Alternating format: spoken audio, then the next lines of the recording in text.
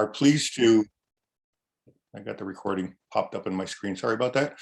Our staff team here at the Longhouse Education and Cultural Center are pleased to have you join us each day this week for a wonderful lunchtime discussion with Native artists in the Salish Sea area and their artwork practice and their recent public art installation work. This is the last day of our 5-day lunchtime Zoom series.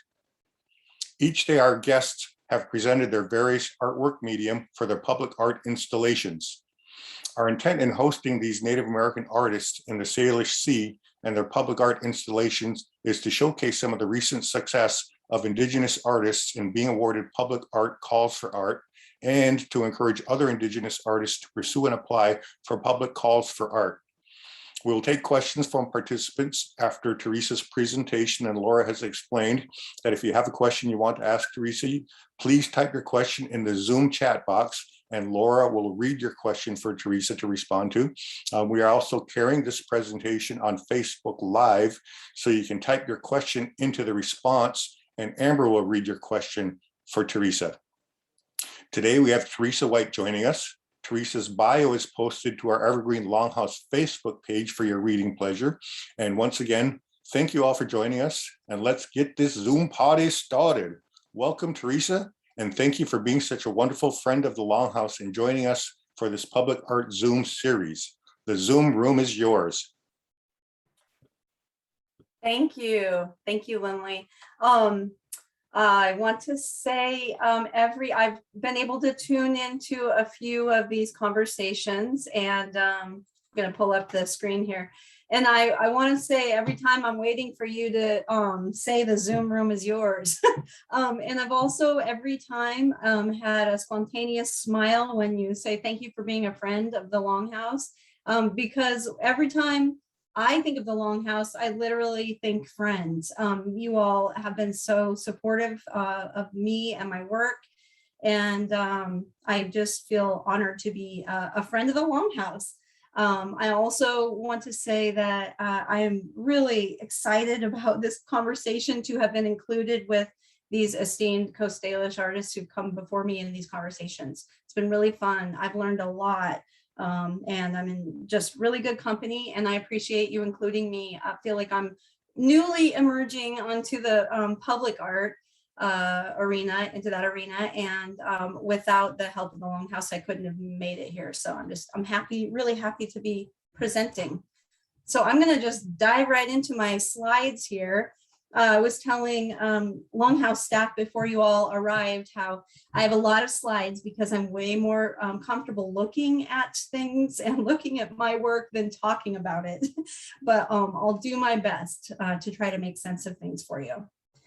And then please someone interrupt me if I'm going too fast, or if I'm running out of time. I'd be really grateful.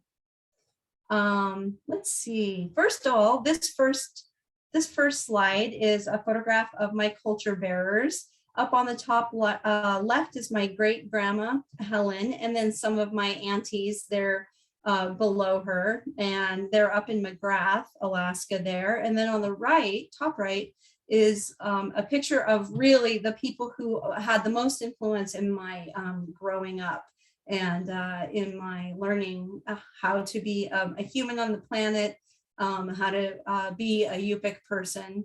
That's my granny on the far right, and then my Auntie Ruthie going left, my Auntie Helen, Auntie Dodie, Auntie Emma, and Auntie Gracie.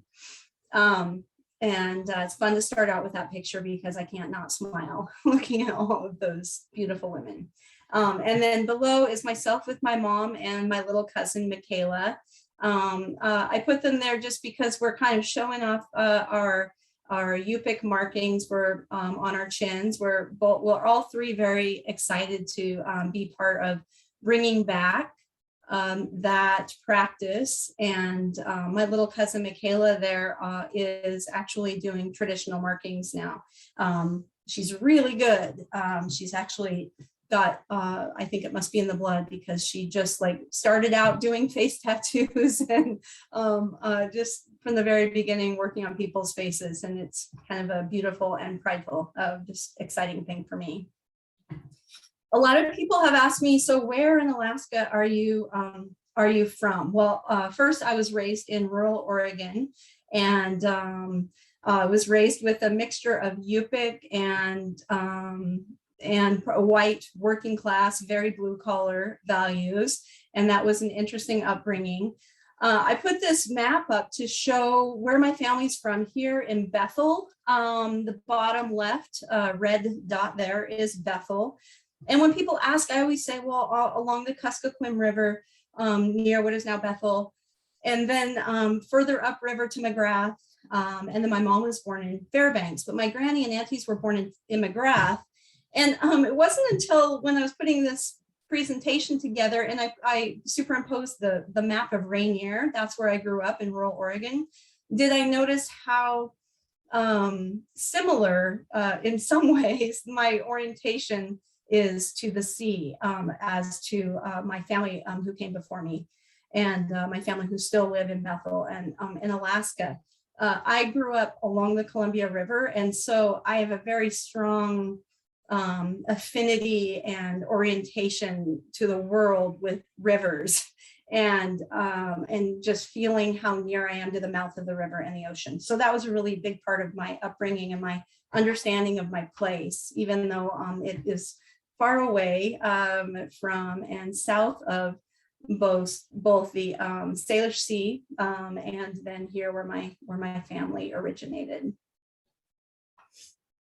And then I put this page up to talk about what my early kind of influences are in my work. I started, I'm 52 and I started sculpting when I was around 40.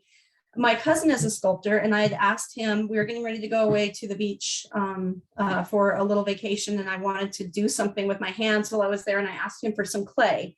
So he gave me some clay that I took with me.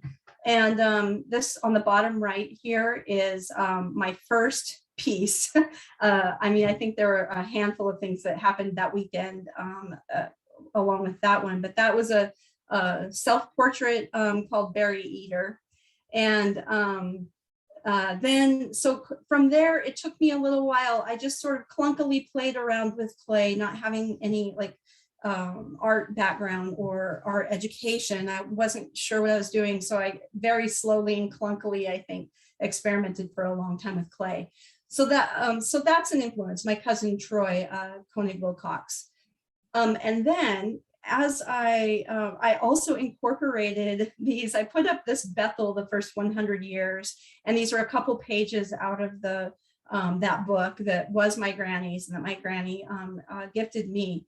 But there's her handwriting throughout this book. And so this middle picture directly under the red of Bethel is my great grandma on the right. And then Mrs. Twitchell on the left, who I heard stories about growing up. But I have these books, a handful of books with highlighted text and my granny's writing saying, oh, this other photograph here on the right was a photograph that included my great granny Helen's first cousin, Anna. And so I grew up looking at all of these pictures and asking questions about them from these various books. So these images were also very early and foundational. As I started getting into playing with clay and trying to figure out, what am I going to do with this? I want to keep doing this and I want to develop this. I discovered this book, The Living Tradition of Yup'ik Masks by Anne Fine of Riordan. It's our way of making prayer, and it is a good coffee table, good sized book with beautiful photographs of historic masks, most masks relating to, in some way, Yup'ik dances. So that book, and I just spend lots of time with this book still because I love the images. There's a lot of text that goes along with the images to describe the different elements and motifs used in traditional Yup'ik carved masks. Also early on, I'll tell a story when I get down to a different slide here, but Larry Avakana and Othniel Art Umatuk, both Inupiat carvers, and Larry, a sculptor, who I saw their work, gosh, many years ago before I started playing with clay, and was blown away. I remember the first time I saw Larry Avakana's work, I was in Anchorage, And I was visiting family, and I went to the museum there in Anchorage and saw this piece, and I had never seen anything like it. And I hadn't really been exposed to bronze work, really not much art at all. And so it just moved me. So I just want to show those two. Art Umatuk actually was that little tiny town in Rainier where I grew up. He, after I left that town, was a postal carrier with my aunt. And that's how I met up with the Umatuk family. And became aware of some of the things that Art was involved in at the time and got to see his work. So here's a picture of my studio. Very humble. I'm standing in it now. It's what's behind me here. It's a tiny corner of a spare bedroom in my house. And I have that workbench there. And then I'm facing, actually standing at the workbench now. And then the other part of the room is like, it's in constant shuffle. I have tables that I set up that are bare tables. I have all sorts of things, lots of artwork on the wall that I'm working on or have finished, but don't have out there yet. So here are some of my tools, and let's see, this I'll show you. This is the plastiline clay. So for my bronze art, and that is an oil-based clay, and it needs to be heated to make it malleable or soft enough to work. And right here to the right is just me starting on a piece, not in the round, but this is a mask. Most of my masks are ceramic, but this one happens to be a bronze piece. And then, so I start with my hands here, and then just as I go into it, I start bringing out the tools, and you can see a bunch of tool marks as I'm trying to understand curves and what I want to do, and just experimenting with it. And then the one on the right is it's very close to being done at that point. And this is called Leaping Salmon and Man, this particular piece. So I'm going to jump right here. I'll get back to some of my work, but I want to jump to, and the next slide here shows this last March when I went to Eastern Oregon to Parks Bronze, the foundry where I have my pieces poured in bronze. I took these photographs because I happened to be there on a day that they were pouring, and it's very exciting. It's kind of terrifying as well to be in this little hot room so close to this thousands and thousands of degree wet metal. It's so scary. But so before, if people are interested, I've had people to ask me to please describe the bronze foundry process. It is complex. I think there are 12 steps in this process. This shows a couple of the steps, but you can look online and get a real good description there. But I'll just show you what I was looking at. There are these bronze bricks called ingots. And then on another wall, they're the ceramic shells. So my piece, for example, I would bring in that piece, let's see, like this, the finished piece on the right. I would bring it in, and then they would create a mold, and then there would be a wax. There's several things go up to the point where you see the ceramic shells. So the ceramic shells actually are filled with a positive of wax of my piece that ends up going into this burnout and like burns out the wax, and then into these like gates here is poured the molten metal. So that was the day that I got to have a little peek at that process. At that same day, I worked a little patineur, this expert Bart Latta here. This guy is an amazing patineur. He's the person who does the finishes. So I also want to say, jumping back, after this process here, there are many other processes before the piece is finished. So this, my piece here on the right called Sedna, it already had gone through all of these and had been waiting for me to arrive. And then I was going to work with Bart on getting the finish. So the patination or the color effect on this piece. It is not paint. People have asked how my patinas are done. Bart has been at this for like almost 30 years. He's an incredible artist himself. And this patination process requires that you have a relationship with the patineur, where you can here and there read each other's minds, because it's hard to get, even if you provide sample images of what you're looking for, it's very hard to get to translate that to someone else, especially when you're talking about a piece that has various patination treatments around the piece. So Bart and I are, I just feel great gratitude every time I have a piece done, because we have a very good rapport, and he understands me, and I feel very lucky because I don't always feel like I'm the best communicator about my work. But so here Bart is using a blowtorch, and then in his other hand, you can't see, but he has a spray bottle full of chemicals. So like ferrous sulfate, with different mineral chemical compositions that he's spraying, and at the same time using the blowtorch. And then the patination is what is the reaction, the chemical reaction of heat when the metal is heated up. Yeah, and so then this is the finished piece that I was just showing you that I started, the Leaping Salmon and Man. And we did 3 different patinas on this particular piece.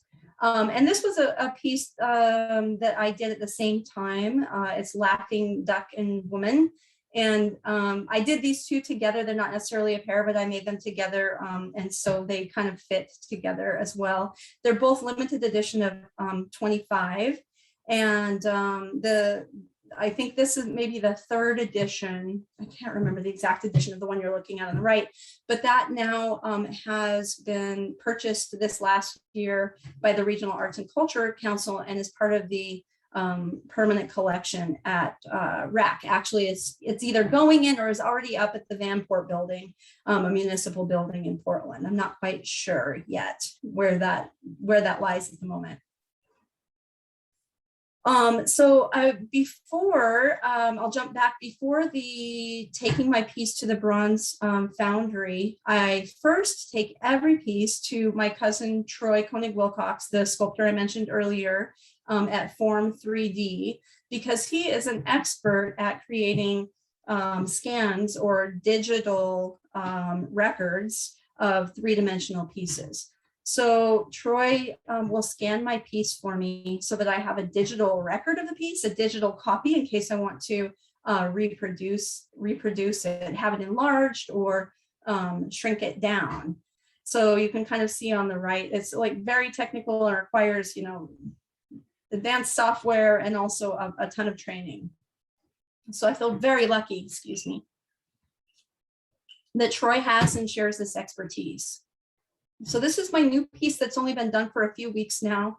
And I have a couple pictures of it. It's called Antidote. So I have another one. Yeah, we'll stick with this one. So this piece is about climate change, and it is about interconnection. And hopefully it conveys that we are connected, that we are part of everything around us. We humans are part of and responsible for the animals around us, the water, and that we can impact climate change and environmental destruction through our actions. And what we need to, you know, this is a lot. So this is very conceptual, and you may not get it when you look at it, but this is what I was thinking when I was creating it, that the antidote to these things is going back to a place of understanding in our bodies, and then in our minds, about how interconnected we are. We are not islands. Our decisions matter. They impact the people around us, the animals, and the world around us. So that's what this piece is about. Oops, wrong way. And it's meant to be also hopeful that we actually can dive in if we've forgotten, and find the balancing harmony that we can develop and create and practice with the natural world. So this little baby, hopefully there's hope for the future, but we need to, it's sort of a call to action as well. So this piece, Dependent Arising Owl and Lemming, this is about 9 inches high on the left. And I showed the photograph of Troy scanning my piece, creating a digital file. So I appreciate, first let me say, go back, that I appreciate being included with this group of artists who have done so many amazing public works. and site-specific works. And this was really my first opportunity, this dependent and arising owl and lemming, to apply for and submit something for a public work. So that was for the Lake Oswego Gallery Without Walls. And I went out on a limb and coming up with the idea to do this without the money to do it. Again, thank you so much to the Longhouse, through the support of the Longhouse, through the Native Creative Development Grant.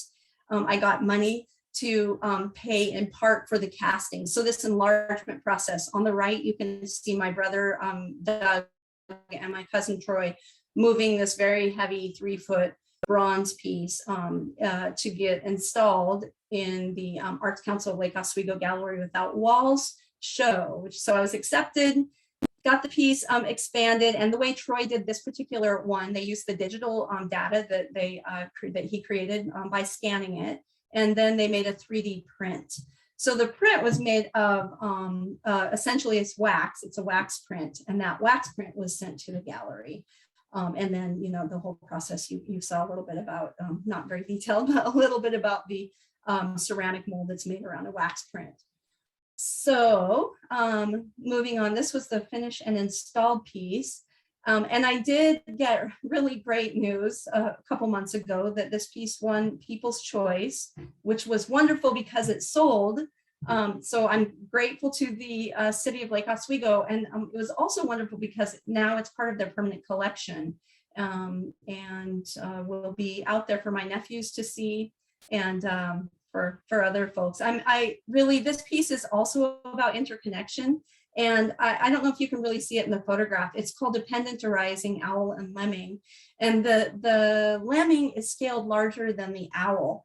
That's a big fat lemming that owl is stepping on, but it's meant to convey the importance of that position in the process in survival. So essentially it looks like there's a power differential going on there, but there needs to be understanding that these relationships are reciprocal, and that the survival of the owl is 100% dependent on the survival and the well-being of the lemming. I also do ceramic work, and I just wanted to show a couple of pieces of that. So when I first started playing with clay, I got that ceramic clay, water-based clay from my cousin. I started doing masks. Well, as I haven't stopped doing masks. I really love doing pieces in the round, so the bronze pieces. But I also very much love doing masks, so I continue to do them. The one on the left, walrus, I did this last year. The one on the right, I did a few years ago, quite a few years ago now, actually, but this one has, people really connect with this pair of owl people, and you can kind of see the transformation. A lot of my pieces deal with transformations, so you'll see an animal eye on one side, and then, you know, a human person eye on the other side. But people have connected with this, and this is one that I've actually done commissions based off this work, that people wanted something that looked similar, that expressed the same things as that one. And then this is just another piece to show you working with water-based clay, cutting the clay in the top center here, and then just starting to work it. It's such a fast process compared to the oil-based clay, which can go on and on. It really, it's harder to work with for me, the oil-based clay. The water is just sort of almost like instinctual. It's just something that's happening without my mind getting involved a lot most of the time. The other one, like the piece I showed you that I just finished, that took me 2 years to finish. I mean, I do have a day job in public health, so I try to squeeze in art around family and around my job. But now I'm working half-time, which is great. I have a little bit more time to dedicate to art. But these water-based pieces, they're individual, one-of-a-kind pieces, and they are just more, they're different and more intuitive process. Here's another one, the one on the left. That's a ptarmigan person. And then the two on the right are both commissions that I've done within the last couple of years. The center one, the centerpiece is an interesting process for me, because I started exploring Yup'ik bowls, And it was sort of inspired, its shape was inspired by Yup'ik bulls. And I think that, yeah, I did include a slide here. So in the top right is a photograph, and the top bottom, I mean the right bottom, photographs that were taken when I got to do this Bill Holmes Center visiting artist program at the Burke Museum a few years ago. My mom went with me and we spent a couple days. It was really awesome. And the curator actually, who we met up with there, Justin Twitchell, that was his grandmother in the photograph that I showed early on with my great grandma from the book from Bethel. So our great grandmothers were there together. Well, he's the person who showed me all of these historic immaterial pieces, Yup'ik and other far north pieces that are stored there at the Burke. So that was really fun to connect with him. But you'll see that this is a bowl example on the top right, and then a spoon on the bottom. But I really was fascinated by the paintings that are on the inside of these bowls and spoons. And some of them, like the bottom one, you'll see sort of has an X-ray effect. I understand that traditionally these are meant to signify certain families and they have stories behind them. And for me, in this art context, I've used the same kind of X-ray effect, but related it to the actual piece or the story of the piece that I'm doing. And then here's another one that I really liked that sort of came out of that. It's funny because it was years ago, a few years back, maybe, gosh, 5 years ago, that I went to the Bill Holmes Center. And then just this last year, I started experimenting with this idea, the bowl idea. So this is an otter woman bowl. And then you'll see, I do incorporate a lot of these circles and dots. This is a Yup'ik motif. There's a lot of meanings behind these eye of awareness or eye of the universe. I have these tattoos on my joints here, and then I also have little eyes on my joints on my fingers. So you'll see these show up a lot in my work, and there are various meanings behind them, and really different depending on the piece. Here's another, these are both ceramic pieces. I started playing with the concrete, I'm sorry, not concrete, copper. I found big piece of copper sheet on the street, and really heavy because it was a really big piece that someone discarded, and just started playing a little bit with copper. I'd never used it before, but I got into the grant program for the Regional Arts and Culture Council 2 years ago now, I think, the support beam, and it was a grant to help support artists during the challenges, the pandemic challenges and the economic challenges people are experiencing, I should say. And so this was a piece that I created based on a story about a person who, through their relationship, a young person through their relationship with a red-throated loon, regains their sight and their understanding. So that piece actually is now part of the RAC permanent collection. So like I said, when I started out, having these opportunities for public art is just, I am so thrilled about them, and they're really new to me. I feel like it's just starting right now because it's what I'm really inspired by. And I love the idea of people being able to see, for example, my piece that's in Lake Oswego, my family being able to see that, other people in the Native community, and people who are native and non-Native, but who can understand something of the concept and the meaning that I hope to convey in these without having to go into, to have it in a private collection, which I'm also excited about those, but I'm just really into this idea of public art right now. And then these are a couple of my new pieces as well. These are, there's a kestrel on the left with a Yua in the center. This is the person of the kestrel. YUA is the word I'm using. And then on the right, there's an owl. That's a transformation piece. There's this is called Shaman's Flight. Again, you'll also see hands as a motif in my work. And then these big circles are the eye of awareness. How are we doing for time? Okay, so I think we're okay. I got a few more slides to show you. It's so strange talking to you all without seeing any of you. I know you're out there. I feel like I'm talking your ear off. I'm sorry that you don't have an opportunity to respond back right now. Thank you. Just thank you for hanging in with me and I'm trying to feel you out there being here with me. So this, I want to also share a little bit about another thing that I saw at the Burke Museum at the Bill Holmes Center, and that's this piece, which, oops, let's go back to it. This top centerpiece, which is, oh, good grief, how do I keep doing that? Which is probably a doll. It's probably ivory, very small. You can tell sort of from the packing material that it's laying on there, how small it is. Just a couple inches. And so this, I was really taken by these little pieces, and there were several that looked more amulet, less doll. It was kind of hard to say for sure. Some very old pieces. Well, a few years after that experience, I had a dream, and in my dream, just real short version of it, I was running through a house, very terrified, running from room to room. And then I came around a corner, and up in the corner was hanging these little beings, and they're full of light, and they were making this tinkling, watery, sort of chimey sound, all sort of like talking to me. And then the larger of one of them, like brighter, sort of communicated to me that I can slow down, that I can relax. I don't have to live in fear. That they have talked to what they're trying to tell me is they've talked to the people of the house for me.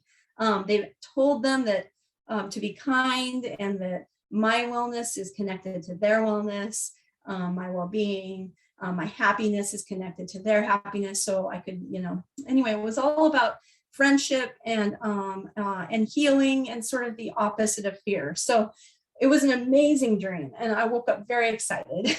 And I decided to sculpt them, and so somehow they ended up looking like these little, these little dolls or amulets that I saw and got to experience at the Burke.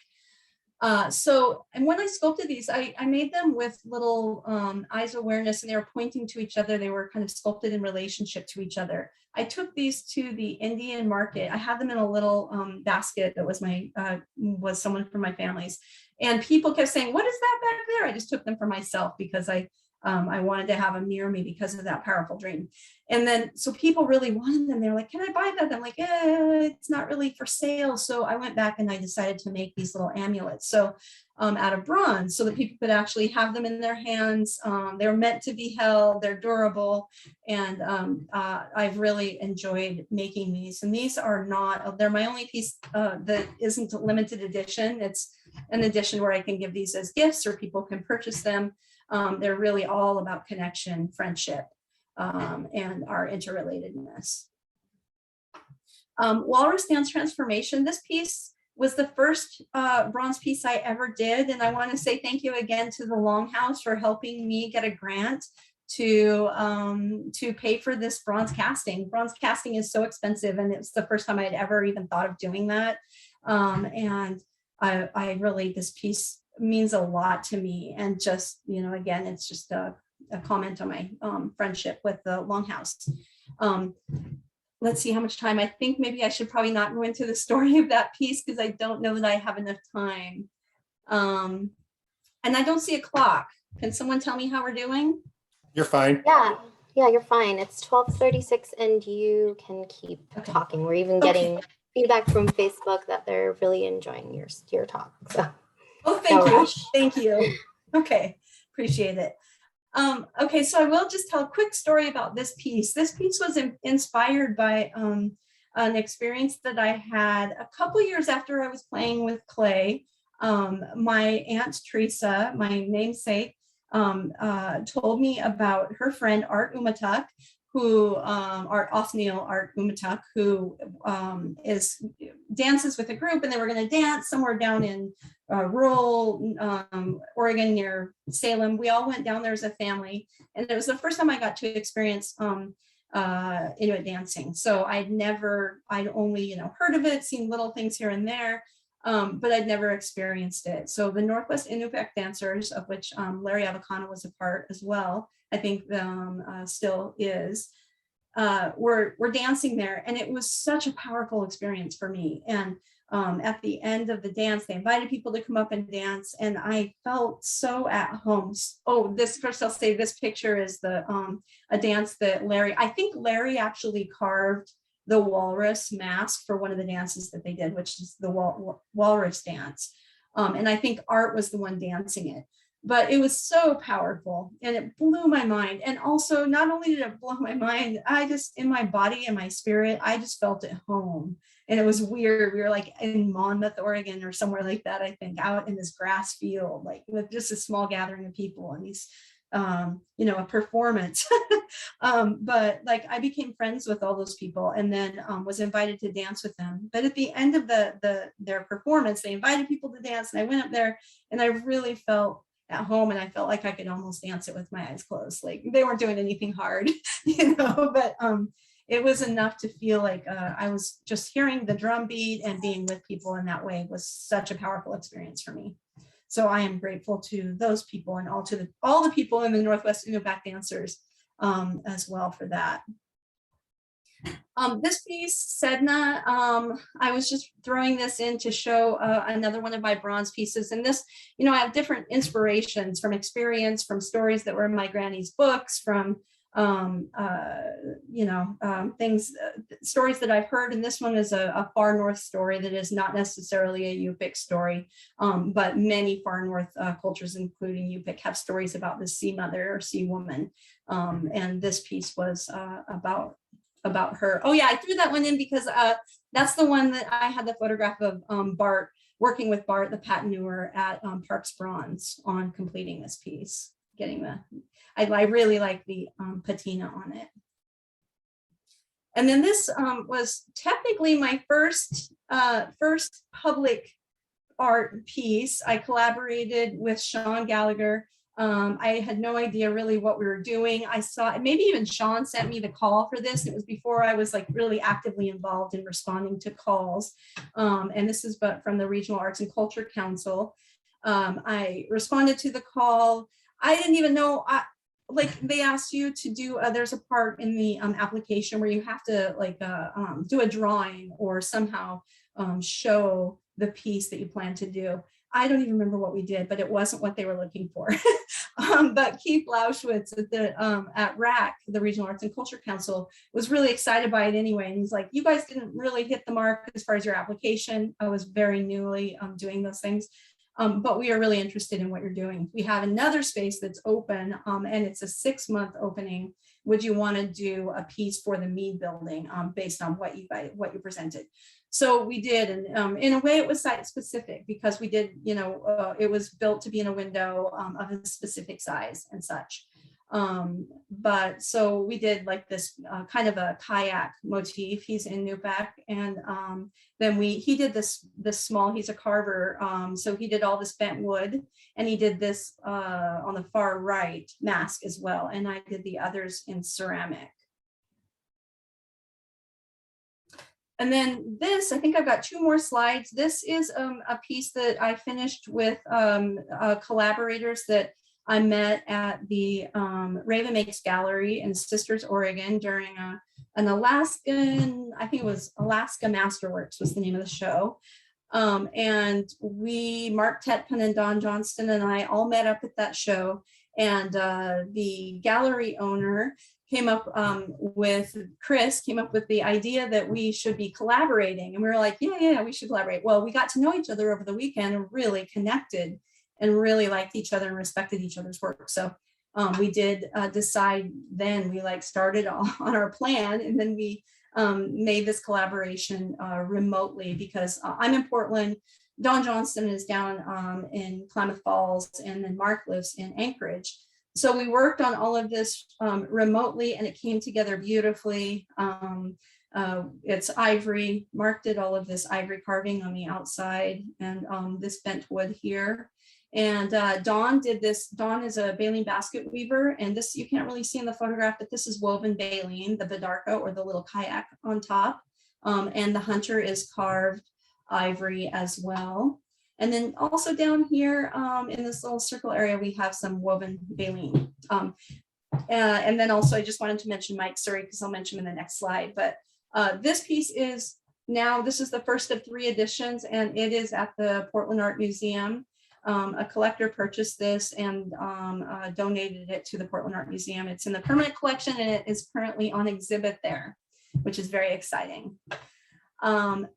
And let's see, I think I've got one more, and that is what's coming. I just got news a few weeks ago that myself and my collaborator, Mike Surrey, who does ironwork, he's the person who I made the space with, that our application to, it's to the Regional Arts and Culture Council to do all of the art for the newly worked on Errol Heights Park in Portland, Oregon, that we won the bid. So we are going to be doing the park. It's going to be about a year and a half project, and it's huge and it's very exciting.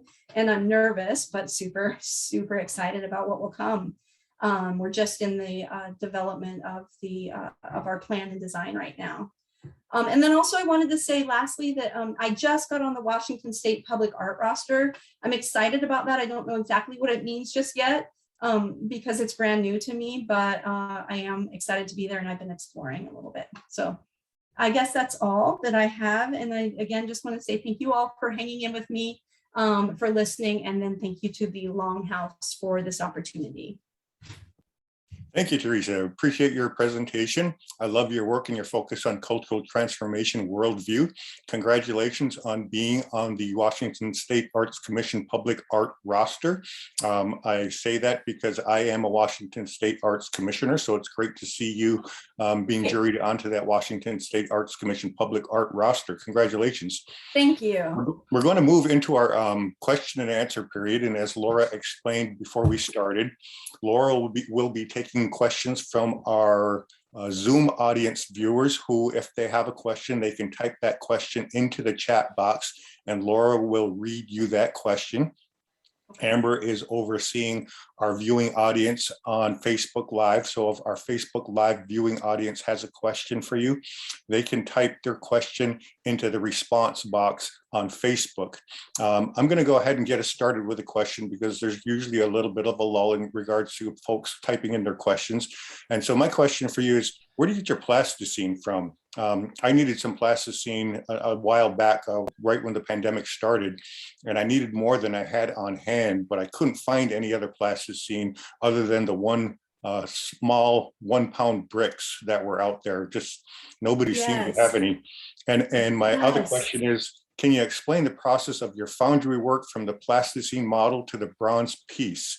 I'm familiar with wax mold cast work, where the wax is melted out from the mold once you pour a mold around the wax piece.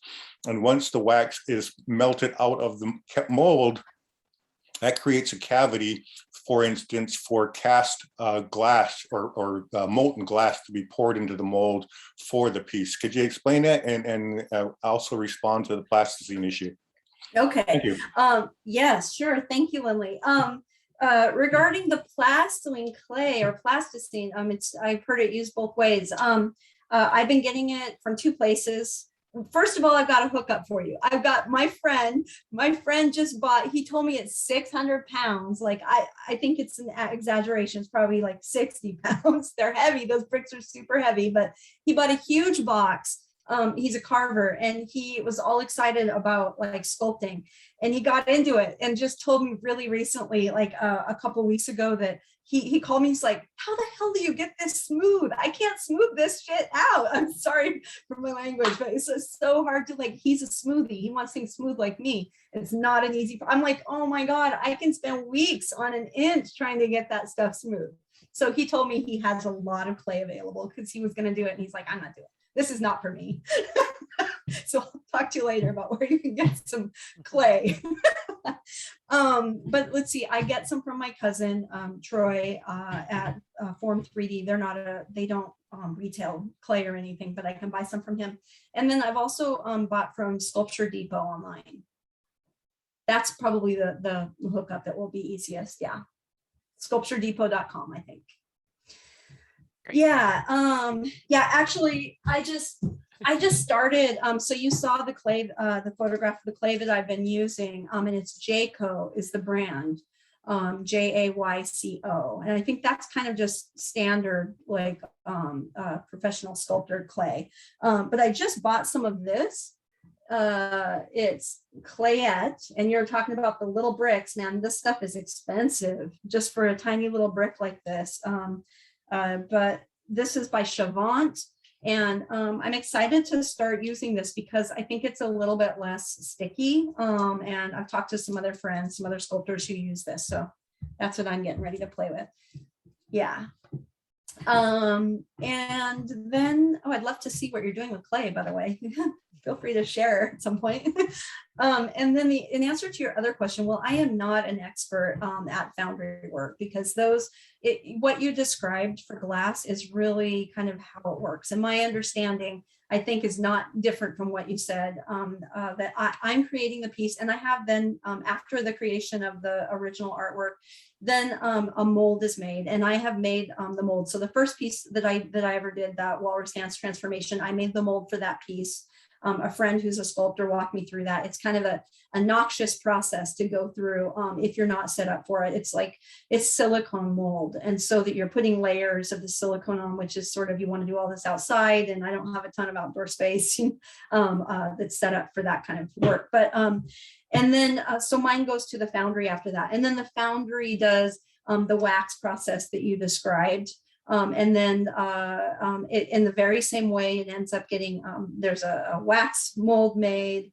Gosh, I don't want to like take up too much time because I am not an expert. There are like 12 steps. I understand them intellectually, but I haven't been involved in every step of the process. I've seen them, but I do just encourage you, if you just do a quick Google of bronze, how does bronze foundry work? Yeah, you can see the list. It's very technical. And let me tell you this. So you guys saw the picture in my presentation of the ceramic, like they look just like odd shaped because they have gates or sprues where the metal goes in. That's why.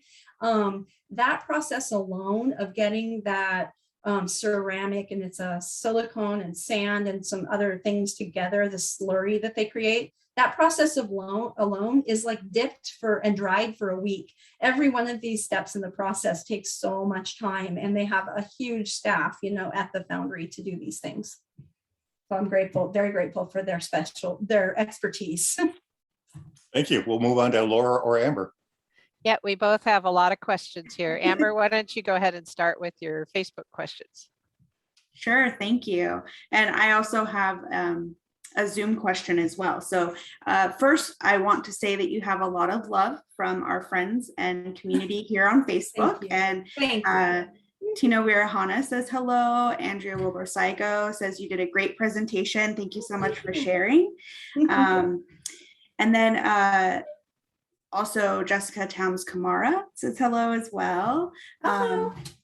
And Philip Hilaire has a question, and he says, I love all of these deep connections to the animals in your artwork. Of all the animal arts you make, which animal do you find the deepest connection to? Ooh, thanks, Philip. Yeah, I really like birds. I find that I gravitate to owls. And it's funny because I'm like, I don't live in Alaska, and I've worked with and have friends and in the community of American Indians and Alaska Natives down here. So for lower 48, a lot of tribes down here, owls have a really different connotation and different meaning. And they're expressed differently or not expressed at all in art, so but I kind of think that I'd have to go with owl if I had to pick one. And I think in part because I really for me, owls are about wisdom, spiritual vision, and clarity, which is something that I try. I always think, if I could just see more clearly, if I could really like have a deeper, truer, sharper understanding of this, when it all comes together, I'll be able to make even better decisions or just do better, be a better community member, be able to contribute more and better if I understood things better. So I guess I'd say owl. I like that question. Absolutely. And then the Zoom question that I have is from Patricia. And it says, can you talk more about the hand and eye motif and the meaning behind that?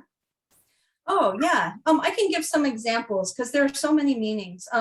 One of the, okay, so I'll talk about the owl and lemming, the piece that is in downtown Lake Oswego. The hand is also the tail of that piece, and there's a big hole there, which is an eye. And in that piece, that eye is representing a portal, like a place where animals are moving from one realm into the realm of the community, or the human community, or the hunter. And so in that piece, it's really about like survival, hunter and prey. But yeah, I would say very often this eye of awareness, or eye of the universe, is portal-like, a place to move between realms. And then at other times, again, it's really similar to my, I think of it as, or express it as similar to my understanding of owls, which is clarity, spiritual vision. Yeah. Thank you for that question, Patricia. Great. Okay, first I'll say from Heather, Kayana, what an amazing work. Takwa, she says. So apparently I was channeling the Alutiiq Culture Camp because so many of our friends from there are here. So that must be what happened. That's awesome. And we have a question from Melissa.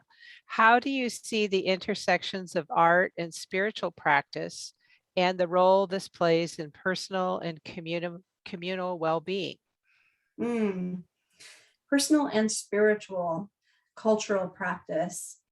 Art making brings me into I really feel, for me personally, my spiritual practice is also a material practice. It's not like apart from the material world for me.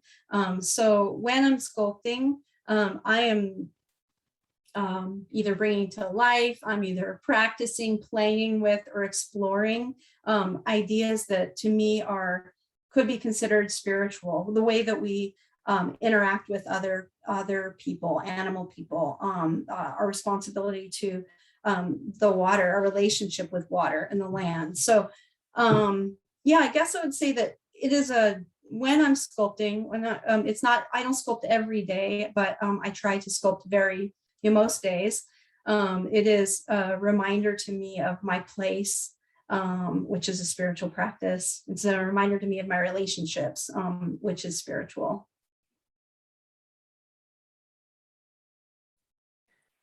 Great, thank you.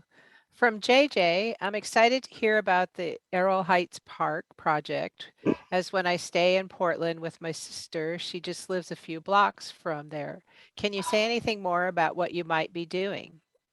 Oh yeah. Well, we just started meeting with the project team. Thanks, JJ. If you have any ideas, like hit me up. My email is teresawhite.com. Send me some ideas, and my Gmail's on there.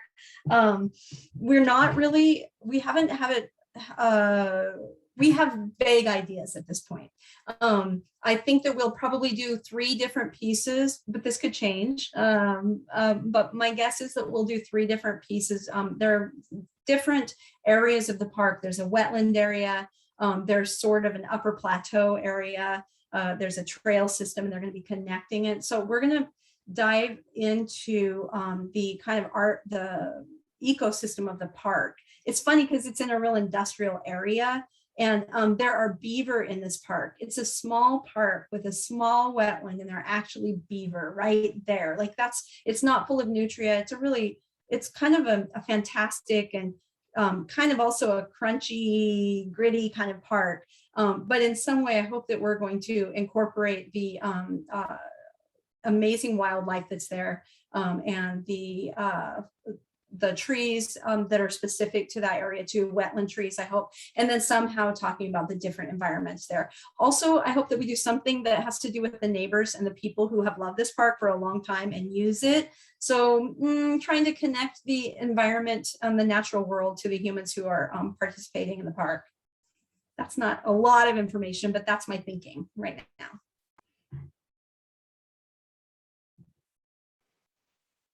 Great, thank you. I think that does it from questions on this end. How about you, Amber? Yes, it looks like those are the questions that we have, and a lot of thank you so much for your presentation. Your work is beautiful, and Philip also said in the very beginning that he really enjoyed the what was it, the leaping salmon and man mask that you highlighted. That was Yay. Your work is beautiful. Thank you. Thank you, everyone. I'm very grateful for you all being out there with me today. Isn't that weird? We're all thinking about one thing. I mean, well, many things, but that we're all like having this conversation from so many different areas. Thanks for connecting. Yeah, thank you, Teresa. And on behalf of the Longhouse staff team, thank you for wrapping up a wonderful week-long lunchtime Native American public arts series. I enjoyed meeting your mother in Santa Fe a couple years ago during Indian Market. Yes. And I love how excited you are in your responses to the audience questions. Oh, good. So we want to thank you for your presentation and for mentioning the Longhouse Native Creative Development Grants for Artists. All the presenting artists this week are recipients of the Native Creative Development Grants. So we at the Longhouse are very pleased to support such a wonderful network of artists in our service region. And we look forward to your submission of your artwork for our 25th anniversary exhibition, which is scheduled to open on November 13th, which depends on COVID, the situation, how the COVID situation plays out. But we also want to thank you for being such a wonderful friend of the Longhouse. Our hands are raised to you. And we want to thank our audience for joining us this week for our wonderful cohort of Native American artists in sharing their public art installation work. It's been a wonderful week of celebrating the indigenization of space and public art installations. So thank you to all the artists who have presented and our wonderful friends of the Longhouse.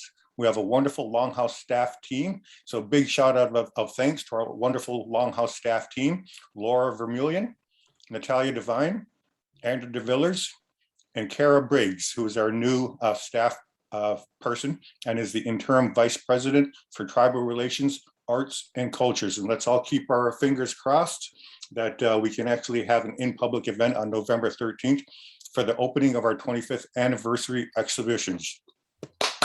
Thank you for joining us. Everybody enjoy the weekend. Take care. Be safe.